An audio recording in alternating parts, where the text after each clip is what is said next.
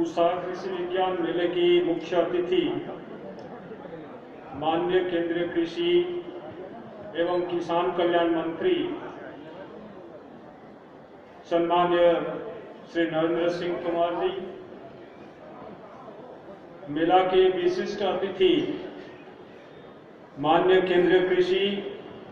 एवं किसान कल्याण राज्य मंत्री सम्मान्य श्री कैलाश चौधरी जी, मेरे सहकर्मी अपर सचिव डेयर एवं सचिव भारतीय कृषि अनुसंधान परिषद श्री संजय सिंह जी, संस्थान के निदेशक डॉक्टर ए.के. सिंह, मंचासीन अन्य महानुभाव, आज के कार्यक्रम में उपस्थित समस्त किसान भाइयों और बहनों, सम्मान्य अतिथिगण, ये हमारा सौभाग्य है कि आज पूसा कृषि विज्ञान मेला का उद्घाटन सम्मान्य कृषि मंत्री जी के करोकमलों से किया गया और उनके साथ सम्मान्य कृषि राज्य मंत्री उपस्थित रहे। पिछले साल भी सम्मान्य मंत्री जी के द्वारा इसका उद्घाटन किया गया था और विशेषता ये है कि कोविड के बावजूद आप सब लोगों ने काफी दूर से पूसा के ये प्रसिद्ध मेला में आज एकत्रित हुए हैं। मैं आभार व्यक्त करता हूं आप सबको, विशेष रूप में मेरे किसान भाइयों और बहनों से, कि आप लोगों ने पूसा के प्रति जो आपका श्रद्धा है, पूसा के प्रति जो सम्मान और पूसा संस्थान के और पूसा के टेक्नोलॉजी के ऊपर जो आस्था है, जो भरोसा है, ये अत्यंत सराहनीय है और हम लोगों ने उससे उत्साहित होते हैं। भारतीय कृषि अनुसंधान परिषद अपने संस्थान के प्रांगण में भारत के विभिन्न प्रदेशों में, विभिन्न क्षेत्रों में इस तरह के मेला का आयोजन कर रहा है। कोविड के कारण व्यक्तिगत रूप में कम किसान भाई बहनों को आमंत्रण किया जा रहा है, लेकिन डिजिटल व्यवस्था के तहत किसान भाई बहन जुड़ रहे हैं।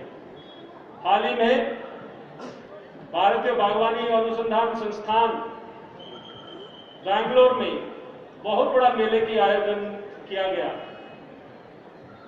और उसमें भारत के विभिन्न प्रांतों से 50,000 से अधिक किसान भाई बहन कई दिनों तक जुड़े रहे और कई क्षेत्र परिभ्रमण भी किए आकर। और ये हम सब लोग जानते हैं, देखने से विश्वास जगता है। जो चीज नहीं देख पाते हैं समझने में भी मुश्किल होता है और इसीलिए इस तरह के मेले की आयोजन भारत सरकार के तरफ से ये किया गया है और सम्मान्य मंत्री महोदय जी का आभार व्यक्त करना चाहूंगा। उनके दिशा निर्देश को पालन करते हुए, उनके मार्गदर्शन के मुताबिक हम लोगों ने इस साल भी हर एक प्रांत में इस तरह के कार्यक्रम कर रहे हैं। उद्देश्य यही है कि ज्यादा से ज्यादा हमारे पास जो उपलब्ध टेक्नोलॉजी है वो किसान भाई बहनों के पास पहुंचे, उनके काम में आए, ताकि किसान का आमदनी दुगुनी, तिनगुनी, चारगुनी हो। आप सब जानते हैं सम्माननीय प्रधानमंत्री जी का ये एक आह्वान है, ये काफी चुनौती भरा आह्वान है और हम सब लोगों को उसी दिशा में काम करने के लिए ये आह्वान प्रेरित किया है, एक नया दिशा दिया है। जो पहले हम कभी किसान का आय के बारे में सोचते नहीं थे, अब मजबूर हुए हैं उसके बारे में सोचने के लिए और उसी दिशा में कदम उठाए। आज आपको दिखाने के लिए क्षेत्र परिदर्शन आप किए होंगे, उसमें काफी टेक्नोलॉजी दिखाया गया है और काफी किसान भाई बहन उसका फायदा भी उठाए। आज यहाँ एग्जीबिशन लगा हुआ है, वहां भी आपको टेक्नोलॉजी के बारे में बताया जा रहा है। चर्चा का भी विषय सब रखा गया है, जिसमें आप लोग बढ़ चढ़ कर भाग लेंगे और इसका फायदा जरूर उठाएंगे। बड़ी बात यह है कि हमें आत्मनिर्भर कृषि, आत्मनिर्भर भारत के लिए अपनाना होगा, करना होगा कृषि को आत्मनिर्भर। आप लोगों के मेहनत से देश अनाज के उत्पादन में आत्मनिर्भर है और कई क्षेत्रों में जैसे दलहन और तिलहन के क्षेत्र में हमारे उत्पादन अभी भी कम है, जिसके लिए हम आयात करते हैं। हमारे जो नए नए किस्में हैं जिसमें पैदावार ज्यादा है, उसको अगर अपनाएंगे उससे आपका उत्पादकता बढ़ेगा, उत्पादन बढ़ेगा और जो आयात हो रहा है उसमें भी कमी होगी। तो इसीलिए मेरा निवेदन ये रहेगा कि ज्यादा से ज्यादा टेक्नोलॉजी का इस्तेमाल किसान भाई बहन अगर करेंगे, हमारा कृषि आत्मनिर्भर होगा, देश आत्मनिर्भर होगा और हम 5 ट्रिलियन US डॉलर इकोनॉमी के दिशा में आगे बढ़ पाएंगे। बीज से बाजार तक की आह्वान सम्मानित प्रधानमंत्री जी दिए हैं। अगर अच्छे बीज का इस्तेमाल करेंगे, उत्पादकता 20% से 30% तक बढ़ सकता है और उसके साथ साथ जो प्रबंधन टेक्नोलॉजी है, व्यवस्थाएं, उसका अगर सही इस्तेमाल करेंगे, जिसको गुड एग्रीकल्चरल प्रैक्टिस गैप के रूप में हम सब लोग जानते हैं, उसका इस्तेमाल करेंगे, हमारा सामान विश्व बाजार में जा सकता है अधिक गुणवत्ता होने के कारण। तो इसीलिए मेरा निवेदन रहेगा समस्त किसान भाई बहनों से जो यहाँ आए हैं, टेक्नोलॉजी ले, प्रबंधन व्यवस्थाएं के बारे में जाने, उसका सही इस्तेमाल करें, गुणवत्ता वाला जो उत्पाद पैदा करें ताकि हमारे देश में और विदेश में उसको बाजार मिल सके और किसान को ज्यादा भाव मिल सके और किसान का आमदनी बढ़ सके। पूसा संस्थान का महत्व है, पूसा संस्थान का बीज का आदर है, उसका सम्मान है और इस तरह के कई किस्म बासमती को मिलाकर गेहूं में हो, चावल में हो और सरसों में हो, चने में हो, मसूर में हो, ये बहुत सारे किस्म हम लोगों ने देश को दिए। पूसा संस्थान अग्रणी है, इस भूमिका में पूसा संस्थान अग्रणी है। अक्टूबर 16, 2020 को सम्माननीय प्रधानमंत्री जी के करो कमलों से 17 जैव प्रबलित किस्में, बायो फोर्टिफाइड किस्में देश को समर्पण किया गया आज अलग अलग फसलों में। और ये जैव प्रबलित किस्मों में कई गुणों का वर्धन हम किए और सारे मेरे किसान मित्रों, आप उसके बारे में जानकारी लेते हुए आप उसका फायदा उठा सकते हैं, जैविक खेती में उसका व्यवहार कर सकते हैं। मेरे कुछ किसान मित्रों यहाँ उपस्थित हैं जो पद्मश्री से सम्मानित हैं। इस तरह के कई जो व्यवस्था हमारे टेक्नोलॉजी हमारे पास उपलब्ध है, उन लोगों ने उसका इस्तेमाल किए हैं, अपने तरीके से भी कई नवाचार अपनाए हैं, बनाए हैं और इसलिए मैं आभार व्यक्त करना चाहूंगा वो सारे किसान भाई बहनों का। मैं जब निर्देशक था वो सब लोगों को बुलाकर यहाँ एक बार मैं चर्चा किया था कि किस तरीके से आपसे पहले 70 किसान को बुलाए थे और ये था सुझाव कि 17 से 700 बने। आपके हैंड होल्डिंग से आप अगर हाथ पकड़ाकर और 10-10 किसानों को आगे बढ़ाएंगे, हम 700 किसान अगले साल कर सकते हैं और अगले साल 7000 किसान इस तरह के बन सकते हैं जो अग्रणी किसान के रूप में माने जाएंगे। इसी दिशा में मेरा निवेदन आज भी रहेगा, जो अग्रणी किसान भाई बहन हैं, अगर दूसरे किसान को बताते हुए टेक्नोलॉजी के बारे में उनके हाथ पकड़ते हुए आगे चलाएंगे तो ये देश जल्दी से जल्दी आत्मनिर्भर बन पाएगा हर एक क्षेत्र में और विदेश की जो बाजार है वहां अपना सामान हम उत्पाद बेच पाएंगे और देश को और शक्तिशाली बना पाएंगे, मजबूती दे पाएंगे। और आज ज्यादा ना बताते हुए मैं आभार व्यक्त करता हूं सम्माननीय मंत्री जी का और सम्माननीय राज्य मंत्री जी का, जो उनके आपके मार्गदर्शन हमारे लिए काफी महत्व रखता है और आज भी आपके मार्गदर्शन यहाँ सारे किसान भाई बहनों के काम में आएगा। देश के जो विभिन्न कार्यक्रम हैं, योजनाएं हैं, उसका जानकारी देते हुए आपका सुझाव हमारे लिए और हमारे किसान भाई बहनों के लिए जरूर ये लाभदायी होगा। और ये शब्दों के साथ मैं आप सबको पुनः धन्यवाद देता हूं एवं अभिनंदन ज्ञापन करता हूं। सम्मान्य ये हमारे मंत्री जोयल को और हमारे धन्यवाद देता हूं पूसा संस्थान के निदेशक को, जो हर एक साल जिस तरह के आयोजन करते हैं इस साल भी किए हैं समस्त कठिनाई के बावजूद। सबको पुनः धन्यवाद देते हुए यही समाप्त करता हूं। जय हिंद।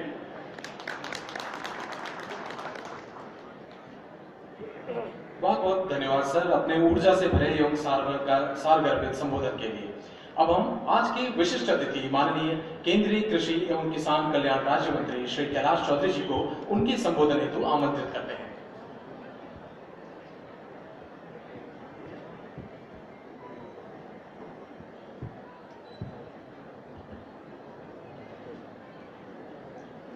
कृषि विज्ञान मेला पूसा संस्थान द्वारा आयोजित इस कार्यक्रम में हमारे बीच उपस्थित हमारे इस कार्यक्रम के मुख्य अतिथि हमारे भारत सरकार में कृषि एवं किसान मंत्री किसान कल्याण मंत्री माननीय नरेंद्र सिंह जी तोमर साहब और हमारे मध्य उपस्थित आज के इस कार्यक्रम में हमारे डीजी आईसीआर महापात्रा जी, सचिव डेर संजय सिंह जी और डायरेक्टर एके सिंह जी, डॉक्टर डबास जी और हमारे मध्य उपस्थित पद्मश्री से सम्मानित कमल सिंह जी चौहान, पद्मश्री से सम्मानित सुलान सिंह जी और पद्मश्री श्री चंद्रशेखर जी और सभी मंच पर बैठे हमारे अतिथिगण और सामने विराजमान सभी मेरे किसान भाइयों और बहनों और सभी मीडिया के बंधुओं, आज बहुत ही खुशी का दिन है कि ये आज मेले का आयोजन किया जा रहा है और जो लगातार 3 दिन तक यहाँ पर मेला रहने वाला है। और इस मेले के अंदर आने के बाद एक निश्चित रूप से नई ऊर्जा का संचार होता है और मेला हमेशा दिलों का मेला होता है। और ऐसे देश भर के अंदर मेलों का आयोजन होता रहता है जहां हम एक दूसरे के साथ में मिलते हैं। लेकिन पूसा संस्थान का मेला का जो आयोजन है वो निश्चित रूप से एक अपने आप में अनूठा मेला है। और इस मेले के अंदर देश भर से किसान आते हैं और इस मेले के अंदर निश्चित रूप से एक यहाँ से पूसा संस्थान के द्वारा जो नई वैरायटी तैयार की जाती है या किसानों के द्वारा जो वैरायटियां तैयार की जाती है उन सबका एक ही स्थान पर समावेश होता है और देश भर से किसान आकर इस मेले के अंदर आनंद लेते हैं, साथ ही नई वैरायटियों को, नई तकनीकी को समझते हैं और उसके बाद में अपने क्षेत्र में जाकर उसका उपयोग करते हैं। उसी की वजह से आज देश के अंदर जहां किसानों के उत्पादन में भी वृद्धि हुई है और निश्चित रूप से ऐसे समय के अंदर वृद्धि हुई जहां पूरे देश के अंदर अपन देख रहे हैं, पूरे विश्व के अंदर एक ऐसी महामारी, कोरोना जैसी महामारी और उसके बीच में किसानों के उत्पादन की वृद्धि इस बात को दर्शाती है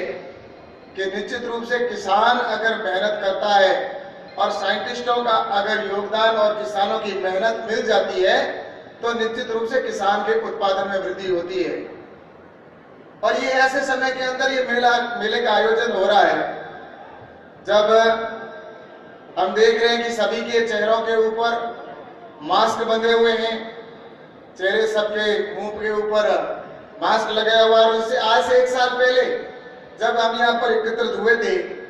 तो उस समय सबके मुंह पर हम देख रहे थे किसी के मास्क नहीं था। लेकिन इस 1 साल के अंदर ऐसा एक कालखंड आया जिसके अंदर ऐसी महामारी आई और जिसका उपचार सिर्फ सोशल डिस्टेंस या मास्क का प्रयोग करना ही इसका एक साधन है। और इस बीच में किसानों ने वास्तव में जो मेहनत की और उसकी वजह से इस साल का जो उत्पादन हुआ वो भी 6% वृद्धि होना, और इसके साथ ही सरकार के द्वारा भी उस समय कई महत्वपूर्ण निर्णय लेकर और किसानों ने फसल को काटा। उस समय एडवाइजरी भी जारी की जब पूरे फसल खेत में थी, सही समय पर फसल भी कटी, और सोशल डिस्टेंस का ध्यान रखते हुए मजदूरों ने फसल को काटा। एक दूसरे राज्य से बाहर किसान अपने उत्पादन को ले जा सकता है, इसकी छूट भी दी गई। और साथ ही जो सीड है उनकी दुकानें हैं या अन्य जो पेस्टिसाइड है उनकी भी छूट रखी। जहां पूरे देश के अंदर सारे मंत्रालय अगर बात करें तो पूरे देश के अंदर लॉकडाउन था, लेकिन कृषि का कार्य लगातार जारी रहा और उसकी वजह से आज हमारे उत्पादन में वृद्धि हुई है। और आज किसान के लिए जिस तरह से आज मैं यहाँ पर आया और आप भी आए, तो हमारे साइंटिस्ट जो प्रयास करके और जिस तरह से अभी यहाँ पर सब्जी है उसको अगर 15 दिन तक कोल्ड स्टोरेज में हम अगर रखते हैं तो उसका जो आज माननीय मंत्री जी ने उद्घाटन किया, और 15 दिन तक फसल अगर वहां पर खराब नहीं होती है तो किसान के लिए बहुत बड़ा एक सहयोग सिद्ध करता है कि वास्तव में आने वाले समय के अंदर जिसका किसान को चिंता रहती थी कि मेरी फसल खराब हो जाएगी, तो अब इसका समाधान के रूप में हम इसको देख सकते हैं कि किसान को ऐसी कई हमारे साइंटिस्टों के द्वारा प्रयास किए जाते हैं। और मैं तो ये हमेशा कहता हूं कि जितना योगदान हमारे देश के साइंटिस्टों का है, चाहे हरित क्रांति से लेकर आज तक, उसमें जितना साइंटिस्टों का योगदान है उतना ही हमारे देश के किसानों का योगदान है, क्योंकि किसान स्वयं अपने आप में एक साइंटिस्ट है। वो प्रैक्टिकल करके ऐसी कई वैरायटी हमारे साइंटिस्टों ने तैयार की है। तो इस तरह से मैं ये कह सकता हूं कि आने वाले इस समय के अंदर जिस तरह से किसानों के लिए जो आज यहाँ पर यहाँ मेले के अंदर आयोजित किए गए, जो जितनी आज स्टॉल लगाई हुई है हमारे यहाँ पर, जितने फार्म हैं जहाँ पर आप सबने और हम सबने देखा है, इन अगर यहाँ पर हम जिस तरह से प्रयोग के द्वारा करते हैं, जो हमारे उत्कृष्ट किसान है, पद्मश्री किसान है, उन्होंने जिस तरह से अपने खेत के अंदर काम को करके और प्रैक्टिकल तौर पे किया है, वैसा अगर वास्तव में प्रत्येक किसान अगर उसको समझकर और उनसे प्रेरणा लेकर अगर खेत के अंदर करने लगेगा, तो मैं सोचता हूं कि आने वाले समय के अंदर इसका किसान को लाभ होगा। और किसान की इनकम का जो प्रधानमंत्री जी का लक्ष्य है कि 2022 तक किसान की इनकम डबल करना है, तो उसमें भी बहुत बड़ा सहयोग सिद्ध होगा। और इसके लिए सरकार निरंतर प्रयास कर रही है। और मैं तो ये कहता हूं कि किसानों के लिए भी महत्वपूर्ण 4-5 चीजें अगर वो हो जाती है तो किसान के लिए सबसे महत्वपूर्ण आवश्यकता होती है कि किसान को एक तो उन्नत किस्म का बीज मिले, और किसान की लागत को कैसे कम किया जा सकता है, और साथ ही उसको नई तकनीकी के उपकरण कैसे दिए जा सकते हैं, और साथ ही उसके किसान को भंडारण की व्यवस्था हो जाए, जैसा कि कोल्ड स्टोरेज या वेयर हाउस की व्यवस्था हो जाए जहां वो अपने स्टॉक को रख सके। और चौथा, उसको मार्केट की व्यवस्था हो। किसान आज अपना उत्पादन को तैयार करता है और फसल जब पक जाती है उस समय उसको जो रेट मिलनी होती है वो वास्तव में रेट नहीं मिलती है।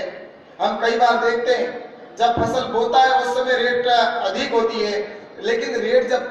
फसल जब पक जाती है उस समय उसकी रेट कम हो जाती है। उसके पीछे कारण ये कि है, स्वाभाविक से हम समझते हैं कि किसान उसको स्टोरेज कर नहीं सकता क्योंकि उसके पास व्यवस्था नहीं होती है, और इसके लिए उसको समय का इंतजार करना पड़ता है। और समय किसान इंतजार इसलिए नहीं कर पाता कि वो अपने उत्पादन को रखने की पूर्ण व्यवस्था नहीं हो पाती। इस दिशा के अंदर सरकार प्रयास कर रही है, और जैसा कि 1 लाख करोड़ रुपए एग्रीकल्चर इंफ्रास्ट्रक्चर पर जो खर्च होने वाला पैसा है वो निश्चित रूप से आने वाले समय के अंदर किसान के लिए वो जो गांव के अंदर किस तरह से वेयर हाउस की स्थापना हो, कोल्ड स्टोरेज की व्यवस्था हो सके और कम लागत कैसे हो, इस दिशा के अंदर सरकार प्रयास करती है। और साथ ही उसके उन्नत किस्म का बीज कैसे मिले, इसके लिए भी हमारे लगातार साइंटिस्ट प्रयास करते हैं। और साथ ही किसान को इस बात का कि उसको किस तरह से सहायता मिल सके, इस दृष्टि से सरकार प्रयास करी है। इसके लिए सबसे महत्वपूर्ण चीज होती है कि किसान को बजट की आवश्यकता होती है। कृषि के अंदर मैं देखता हूं कि आज माननीय नरेंद्र मोदी जी की सरकार के समय में अगर देखा जाए तो कृषि के बजट के अंदर जिस तरह से बढ़ाकर प्रावधान किया गया, कृषि का बजट सबसे महत्वपूर्ण है क्योंकि जब बजट ही नहीं होगा तो किसान के लिए कैसे कल्याण की योजना बनाई जा सकती है। तो इस दृष्टि से जहां अगर 9, 10, 11, 12 के आसपास कृषि का टोटल मिलाकर जो बजट होता था वो लगभग मैं कहता हूं कि 15,000 या 20,000 करोड़ के आसपास हुआ करता था। लेकिन कृषि का अभी का जो बजट है वो लगभग 1,35,000 करोड़ के आसपास है। और 1,35,000 करोड़ का जो बजट जो उस समय से लेकर अगर 7% अधिक है, और वहीं किसान सम्मान निधि के तौर पर 75,000 करोड़ रुपए तो डायरेक्ट किसान के खाते में जाना, इस बात को सिद्ध करता है कि जो सम्मान निधि के तौर पर योजना प्रारंभ की गई, किसान सम्मान निधि के तौर पर 6,000 रुपए प्रतिवर्ष किसान के खाते में डायरेक्ट डालना, वही रकम पिछले साल अगर बात की जाए तो आज दिन तक का जो बजट का प्रावधान जो है उसमें 1,15,000 करोड़ रुपए डायरेक्ट किसान सम्मान निधि के तौर पर लगभग 11 करोड़ किसानों के खाते के अंदर जाना, ये निश्चित रूप से सिद्ध करता है कि आने वाले समय के अंदर किसान के लिए ऐसी योजना बने कि जिससे किसान को लाभ हो। और उस दृष्टि से निरंतर प्रयास करना, और स्वामीनाथन आयोग की सिफारिश को जिस तरह से हम बात करते हैं और स्वामीनाथन आयोग की सिफारिश को लागू करना, और स्वामीनाथन सिफारिश के आधार पर जिस तरह से एमएसपी का 1.5 गुना करना, इस बात का चरितार्थ करता है कि सरकार की जो दिशा है वो किसान को आगे बढ़ाने की और किसान के प्रति सोच को लेकर आगे बढ़ रही है। और मुझे ये बताते हुए प्रसन्नता होती है कि जिस तरह से एमएसपी के ऊपर खरीद हो रही है वो भी आज लगभग, अगर जिस समय 2014 या 13 के समय में जो खरीद होती थी वो खरीद जितनी होती थी उसमें धान और गेहूं की 3 गुना वृद्धि की गई है, वहीं पर दलहन और तिलहन के अंदर 40 गुना वृद्धि की गई है। तो ये सारी इस दिशा के अंदर सरकार प्रयास कर रही है। और इसी के तहत मैं आपको बताना चाहता हूँ, हम सभी ये चर्चा करते हैं कि किसान को, क्योंकि आज 10,000 जो एफपीओ बनाने की भी बात है, एफपीओ बनाना आज मैं जब यहाँ पर आया तो हमारे कई किसानों ने जहाँ यहाँ प्रदर्शनी लगाई और उन्होंने कहा कि हमने एफपीओ बनाए हैं और एफपीओ बनाकर हम काम कर रहे हैं। फार्मर प्रोड्यूसर ऑर्गेनाइजेशन जो 10,000 का लक्ष्य है, प्रधानमंत्री जी माननीय नरेंद्र मोदी जी ने कहा है कि हम 10,000 एफपीओ बनाएंगे। ये 10,000 एफपीओ जब समूह बनेगा तो उसके अंदर हम किसान समूह में बनाकर अपने उत्पादन को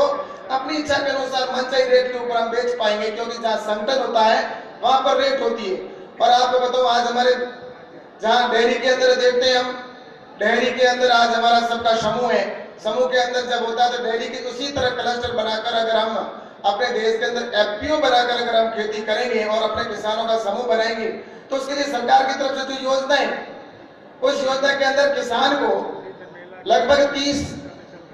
30 करोड़ की इक्विटी ग्रांट के तौर पर उसमें सहायता है, और वहीं पर 30 लाख रुपए और 30 और 18 लाख रुपए उसके एफपीओ बनाने वालों को सहायता के तौर पर दिया जाता है, जिसमें सैलरी है, उसके अंदर उसको 30-40 हजार रुपए एक सीए की सैलरी का प्रावधान किया गया है, और ऑफिस किराया है, कंप्यूटर का खर्चा है, ये मिलाकर टोटल 18 लाख रुपए एक एफपीओ को दिया जाएगा। और उसके बाद में 2 करोड़ रुपए की इक्विटी उसको बैंक गारंटी के तौर पर भी मिलेगा। और जब आप प्रोसेसिंग यूनिट अपने सभी किसान मिलकर, जैसा कि एक मैं उदाहरण के तौर पर कह सकता हूँ कि आलू है, आलू के किसान जब आलू को बेचने जाता है तो उसको 4-5 रुपए या 10 रुपए किलो मिलता है, लेकिन वही चिप्स बनाकर अगर किसान डायरेक्ट अपना समूह बनाकर और उस एफपीओ बनाकर अपनी प्रोसेसिंग खुद लगाकर और उसको अगर चिप्स के रूप में बेचेगा तो उसको रेट अधिक मिलेगी। तो इस तरह से एक समूह बनाकर हर फसल की आज यहाँ पर कितनी वेरायटी मेले के अंदर हमने देखी है कि किसानों ने खुद ने प्रोडक्ट तैयार किए, वही प्रोडक्ट अगर हम स्वयं किसान अपना उत्पादन करके और उसको अगर बेचेगा तो निश्चित रूप से उसका लाभ होगा। इससे मार्केट का जो सीबीडीओ के माध्यम से जानकारी भी दी जाएगी। कुल मिलाकर मेरा ये कहना है कि उस प्रोसेसिंग यूनिट के लिए भी जो एफपीओ बनाएगा, उस एफपीओ के अंदर अगर आपको 1 करोड़ 2 करोड़ या 10 करोड़ की भी आवश्यकता होगी तो भारत सरकार की ओर से उसमें सहायता का प्रावधान किया गया और उसमें 3% ब्याज की छूट है। तो कुल मिलाकर ये जो 10,000 एफपीओ बनेंगे और किसानों का समूह बनेगा, उससे आने वाले समय के अंदर किसान अपनी रेट उसके ऊपर स्वयं तय कर पाएगा। मैं आप और हम सब जानते हैं कि आज किसान की रेट किसान स्वयं तय नहीं करता। मार्केट के अंदर हम देखते हैं सभी कि जो रेट तय की जाती है व्यापारी के द्वारा तय की जाती है। आज एक माचिस बनाने वाला है, चाहे एक साबुन बनाने वाला है, वो अपनी रेट स्वयं तय करता है। उसके ऊपर एक लिखी होती है, उसमें कॉस्ट जोड़ता है पूरा, वो मजदूरी कितनी लगी सब जोड़ता है, और उसके ऊपर उसका कितना टोटल ट्रेवलिंग खर्चा हुआ सब जोड़ने के बाद 10, 20, 50% नफा जोड़ने के बाद में बेचता है। लेकिन अन्नदाता, धरती पुत्र, मेहनत कश किसान, रात दिन खेत में काम करने वाला, वो जब फसल को मंडी में लेके जाता है तो उस समय उसकी कीमत किसान तय नहीं करता, वो सिर्फ उस आड़ती के सामने देखता रहता है और देखता है। वो जब रेट तय करता है तो उस समय 1 पैसा भी बढ़ता है तो अपने चेहरे पर खुशी आती है। ये हमने भी देखा है, मैंने भी बचपन के अंदर देखा है कि किस तरह से हमारे किसान है वो सिर्फ उस आड़ती के सामने देखते रहते हैं, लेकिन रेट हम कभी तय नहीं कर पाए। लेकिन अब मैं आपसे ये कह सकता हूं कि जब ये एफपीओ बनेगी और इस तरह से खुद की प्रोसेसिंग होगी और उसके बाद में किसान अपना खुद की रेट तय करेगा, तो निश्चित रूप से अपनी रेट मैं कह सकता हूं कि किसान खुद तय कर सकता है। और इसके लिए किसान भाइयों में आपसे निवेदन करना चाहूंगा, इसके लिए हमें किसी के पीछे देखने की जरूरत नहीं है, हमें किसी का इंतजार नहीं करना, ना कोई ऊपर से आने वाला है। हमने इतने सालों साल तक हमें किसान, हमेशा किसान को बेचारा कहा गया, और किसान को कोई कहानी की शुरुआत होती है तो उसके अंदर भी लिखा जाता है एक गांव में एक गरीब किसान रहता था, और किसी दूसरे के बारे में लिखा जाता है, कोई शेठ के बारे में लिखा जाता है गांव में धनाढ़ी शेठ रहता था। क्या हम सिर्फ किसान गरीब ही रहेगा? इसकी एक कल्पना जो मात्र है कि सिर्फ एक गांव में एक गरीब किसान रहता था। तो ये इस मिथक से हमें बाहर निकलने की आवश्यकता है। किसान गरीब हो नहीं सकता, और किसान उत्तम खेती थी हमारी,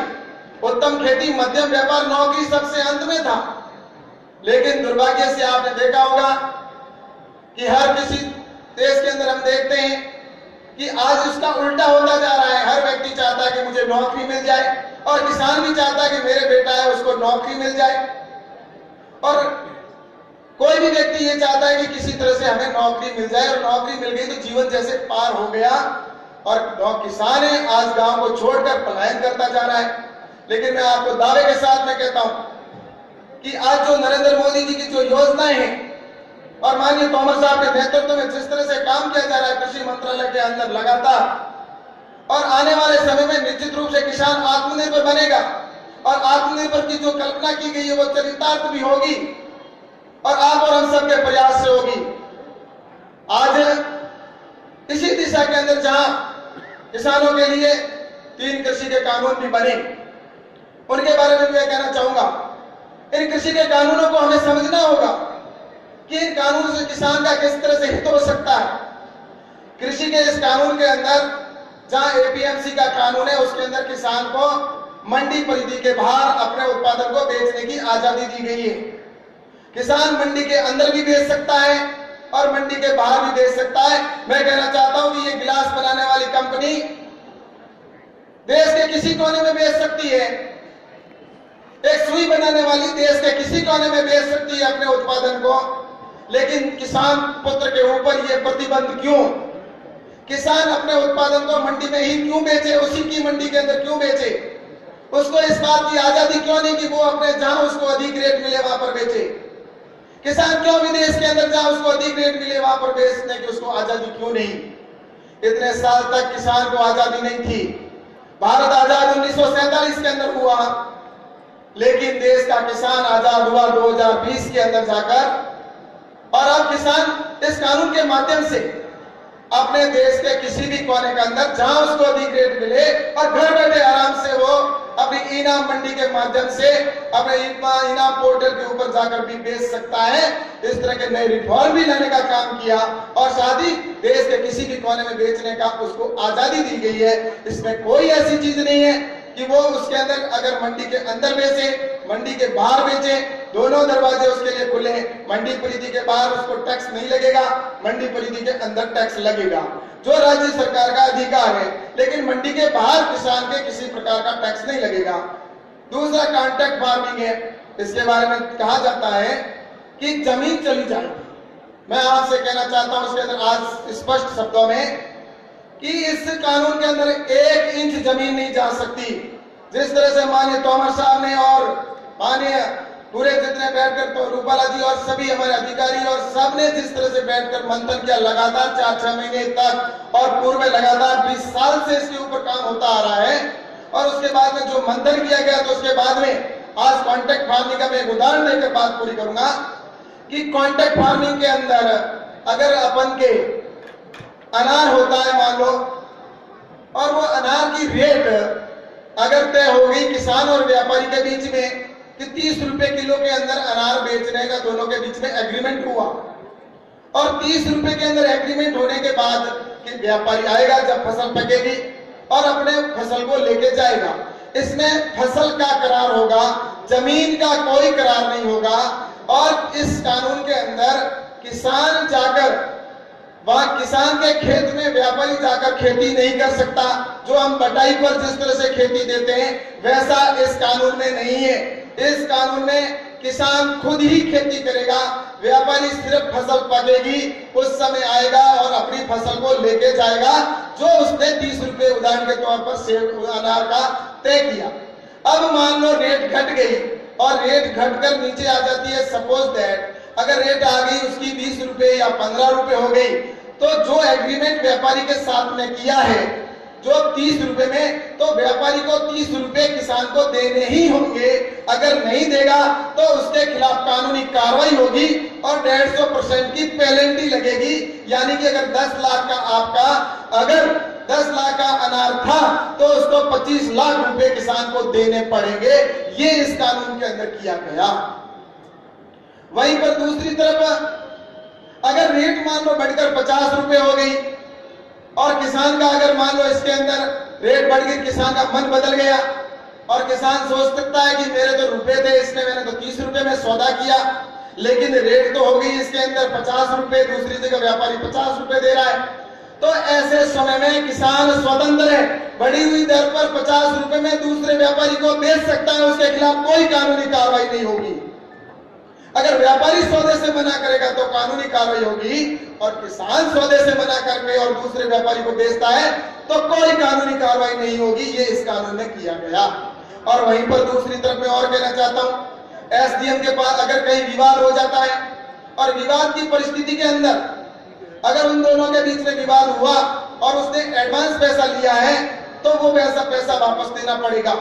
अगर उसने 1 लाख 2 लाख 5 लाख कोई पैसा एडवांस किया तो वापस किसान को देना पड़ेगा, क्योंकि उसने उत्पादन दूसरे को बेच दिया। लेकिन अगर ऐसी परिस्थिति में अगर वो एडवांस पैसा नहीं देता है, व्यापारी अगर कोर्ट में जाता है एसडीएम के पास, तो एसडीएम उस समय किसान से पूछेगा कि तुम जो एडवांस पैसा लिया वो वापस कैसे दोगे। अगर वो कहेगा कि मैं तो ये पैसा है 6 महीने बाद में दूंगा, तो एसडीएम लाइन लिखेगा 6 महीने बाद में तुम्हें पैसा मिलेगा। अगर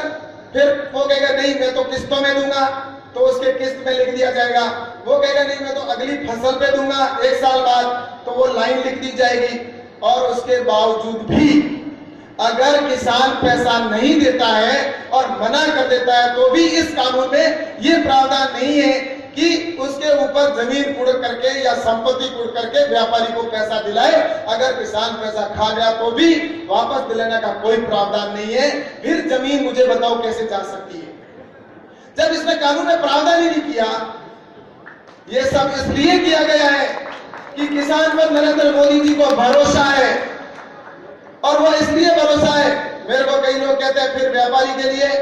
ऐसे कैसे आपने एक तरफा कानून बना दिया किसान के लिए। हमने कहा इसके ऊपर अधिकारियों ने कहा था, तो अमर साहब के सामने भी ये बात हुई। अधिकारियों ने कहा किसान के लिए थोड़ी बहुत तो सजा का प्रावधान रखा जाए, कहीं थोड़ा सा प्रावधान ऐसा हो कि किसान कम से कम बाउंड हो। 1 साल की 2 साल की सजा का प्रावधान तो कम से कम करो अगर वो पैसा नहीं देता है। हमने कहा किसान कभी किसी का पैसा नहीं खा सकता, क्योंकि किसान ईमानदार होता है, और नरेंद्र मोदी जी ने कहा किसान हमारा अन्नदाता है। और इसका जीता जागता अगर उदाहरण देना चाहता हूं मैं, देश के अंदर 16 लाख और 50,000 16 लाख और 50,000 करोड़ रुपए की केसीसी किसान को दी जाती है सरकार के द्वारा, और वो पैसा किसान ईमानदारी के साथ में 1 साल के अंदर वापस देता है। इससे बड़ा कोई उदाहरण नहीं हो सकता। किसान कभी किसी के साथ धोखा नहीं कर सकता। इसलिए माननीय तोमर साहब ने डिसीजन लिया कि इस कानून के अंदर किसान को किसी प्रकार की सजा का प्रावधान नहीं होना चाहिए।